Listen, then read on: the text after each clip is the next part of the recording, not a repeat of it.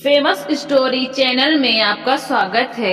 आइए आज मैं आपको सुनाती हूँ हरिशंकर परसाई की मशहूर कहानी सदाचार का ताबीज। एक राज्य में हल्ला मचा कि भ्रष्टाचार बहुत फैल गया है। राजा ने एक दिन दरबारियों से कहा, प्रजा बहुत हल्ला मचा रही कि सब जगह भ्रष्टाचार फैला हुआ है। हमें तो आज तक कहीं नहीं दिखा, तुम लोगों को दिखाओ तो बताओ। दरबारियों ने कहा, जब हुजूर को नहीं दिखा तो हमें कैसे दिख सकता है। राजा ने कहा, नहीं ऐसा नहीं है, कभी कभी जो मुझे नहीं दिखता वो तुम्हें दिखता होगा, जैसे मुझे बुरे सपने कभी नहीं दिखते पर तुम्हें दिखते होंगे। दरबारियों ने कहा, जी दिखते हैं पर वो सपनों की बात है। राजा ने कहा, फिर भी तुम लोग सारे राज्य में ढूंढ कर देखो, कहीं भ्रष्टाचार तो नहीं है। अगर कहीं मिल जाए तो हमारे देखने के लिए नमूना लेते आना, हम भी तो देखेंगे कैसा होता है। एक दरबारी ने कहा, हुजूर वो हमें नहीं दिखेगा, सुना है वो बहुत बारीक होता है। हमारी आंखें आपकी विराटता देखने की इतनी आदत हो गई है कि हमें बारीक चीज नहीं दिखती। हमें भ्रष्टाचार दिखा भी तो उसमें हमें आपकी छवि दिखेगी, क्योंकि हमारी आंखों में तो आपकी ही सूरत बसी है। पर अपने राज्य में एक जाति रहती है जिसे विशेषज्ञ कहते हैं। इस जाति के पास कुछ ऐसा अंजन यानी काजल होता है कि उसे आंखों में आंज कर यानी लगाकर वे बारीक से बारीक चीज भी देख लेते हैं। मेरा निवेदन है कि इन विशेषज्ञों को ही हुजूर भ्रष्टाचार ढूंढने का काम सौंपें। राजा ने विशेषज्ञ जाति के 5 आदमी बुलाए और कहा, सुना है हमारे राज्य में भ्रष्टाचार है, पर वो कहाँ है यह पता नहीं चलता। तुम लोग उसका पता लगाओ, अगर मिल जाए तो पकड़कर हमारे पास ले आना, अगर बहुत हो तो नमूने के लिए थोड़ा सा ले आना। विशेषज्ञों ने उसी दिन से छानबीन शुरू कर दी। 2 महीने बाद वे फिर से दरबार में हाजिर हुए। राजा ने पूछा, विशेषज्ञों तुम्हारी जांच पूरी हो गई? जी सरकार। क्या तुम्हें भ्रष्टाचार मिला? जी बहुत सा मिला। राजा ने हाथ बढ़ाया, लाओ मुझे बताओ, देखूं कैसा होता है। विशेषज्ञों ने कहा, हुजूर वो हाथ की पकड़ में नहीं आता, वो स्थूल नहीं सूक्ष्म है, अगोचर है, पर वो सर्वत्र व्याप्त है, उसे देखा नहीं जा सकता, अनुभव किया जा सकता है। राजा सोच में पड़ गए, बोले, विशेषज्ञों तुम कहते हो कि वो सूक्ष्म है, अगोचर है और सर्वव्यापी है, ये गुण तो ईश्वर के हैं, तो क्या भ्रष्टाचार ईश्वर है? विशेषज्ञों ने कहा, हाँ महाराज, अब भ्रष्टाचार ईश्वर हो गया है।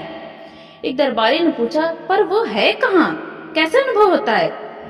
विशेषज्ञों ने जवाब दिया, वो सर्वत्र है, वो इस भवन में है, वो महाराज के सिंहासन में है। सिंहासन में है कहकर राजा साहब उछलकर दूर खड़े हो गए।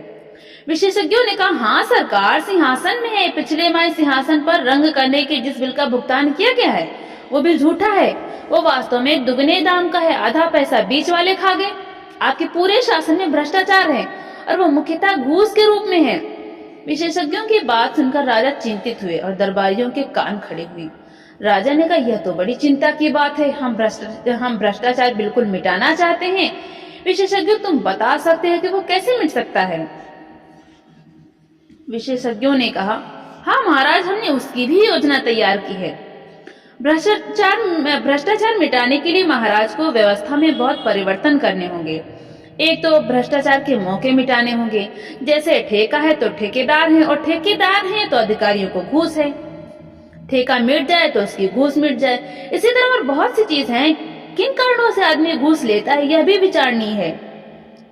राजा ने कहा, अच्छा तुम अपनी पूरी योजना बनाते जाओ, हम और हमारा दरबार उस पर विचार करेंगे। विशेषज्ञ चले गए। राजा ने और दरबारियों ने भ्रष्टाचार मिटाने की योजना को पढ़ा, उस पर विचार किया। विचार करते दिन बीतने लगे और राजा का स्वास्थ्य बिगड़ने लगा। एक दिन एक दरबारी ने कहा, महाराज चिंता के कारण आपका स्वास्थ्य बिगड़ता जा रहा है, उन विशेषज्ञों ने आपको झंझट में डाल दिया। राजा ने कहा, हाँ मुझे रात को नींद तो नहीं आती।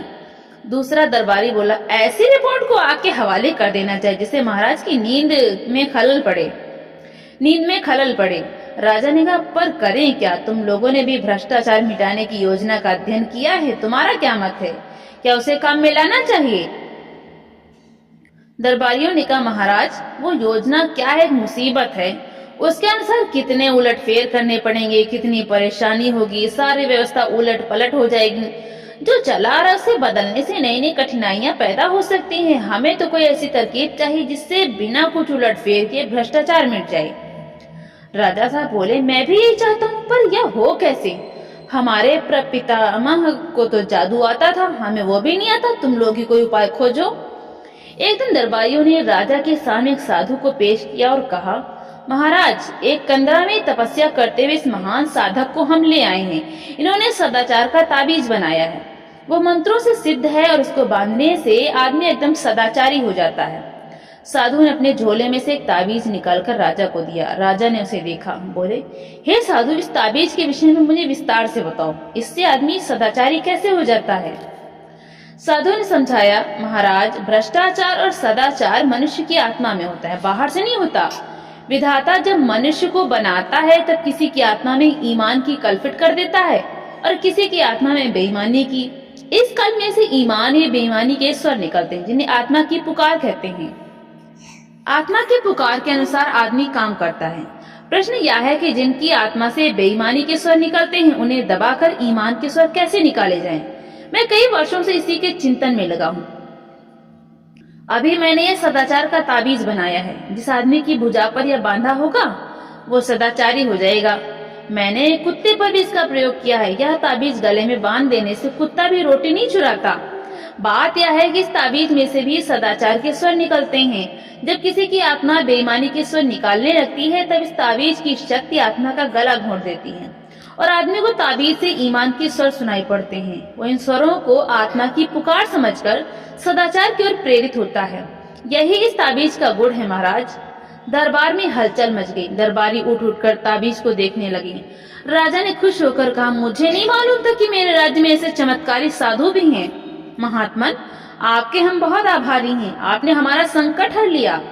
हम सर्वव्यापी भ्रष्टाचार से बहुत परेशान थे, मगर हमें लाखों नहीं करोड़ों ताबीज चाहिए। हम राज्य की ओर से ताबीजों का कारखाना खोल देते हैं। आप उसके जनरल मैनेजर बन जाएं और अपनी देखरेख में बढ़िया ताबीज बनवाएं। एक मंत्री ने कहा, महाराज, राज्य क्यों झंझट में पड़े? मेरा तो निवेदन है कि साधु बाबा को ठेका दे दिया जाए। वे अपनी मंडली से ताबीज बनवाकर राज्य को सप्लाई कर देंगे। राजा को यह सुझाव पसंद आया। साधु को ताबीज बनाने का ठेका दे दिया। उसी समय उन्हें 5 करोड़ रुपए का कारखाना खोलने के लिए पेशगी मिल गए। राज्यों के अखबारों में खबरें छपी, सदाचार के ताबीज की खोज, ताबीज बनाने का कारखाना खुला, लाखों ताबीज बन गए। सरकार के हर सरकारी कर्मचारी की भुजा पर एक एक ताबीज बांध दिया गया। भ्रष्टाचार की समस्या का ऐसा सरल हल निकल आने से राजा और दरबारी सब खुश थे।